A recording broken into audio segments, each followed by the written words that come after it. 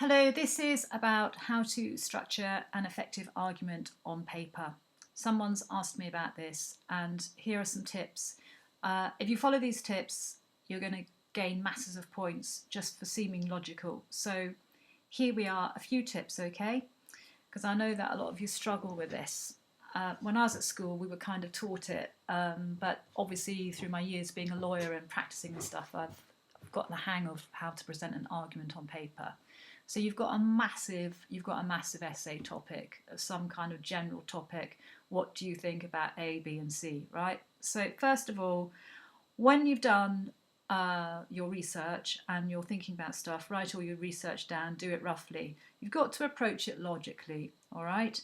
So if you've got A, B, and C, the general way of approaching an essay or an argument constructively and persuasively is by starting off with a heading, right? Start off with your heading, then do an introduction.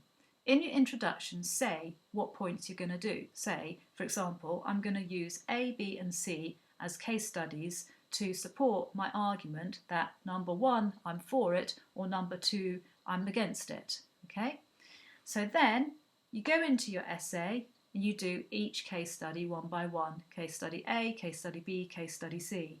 You might be making different points under A, B, and C. And so you can have subheadings for all of those, but keep the subheadings generic, like, for example, the business model. And then you've got that going across each of A, B, and C. So you've got a subheading of the business model under each of A, B, and C. Then underneath that, you could have another subheading, how this works. A, B, and C, how this works. And then another subheading, for example, conclusion.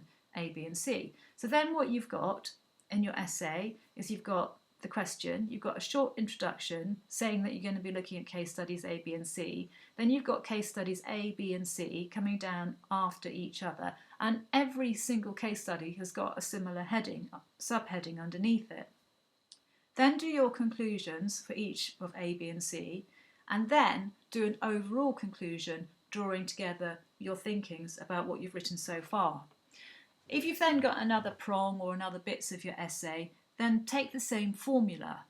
You take a general heading, and if it's really complicated, then split it up into different sections of D, E, and F, let's say.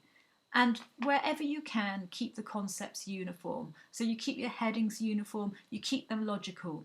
And whatever you do, make sure that you are following on from your points from before. It's boring. It's so boring doing that, but it's really necessary. And following through your points from before to the end makes it look like your argument is really persuasive. Okay? So good luck. Follow that simple process and you'll write a killer argument. And by doing that, it's going to make you think more logically as well. Okay? Cheers. Bye.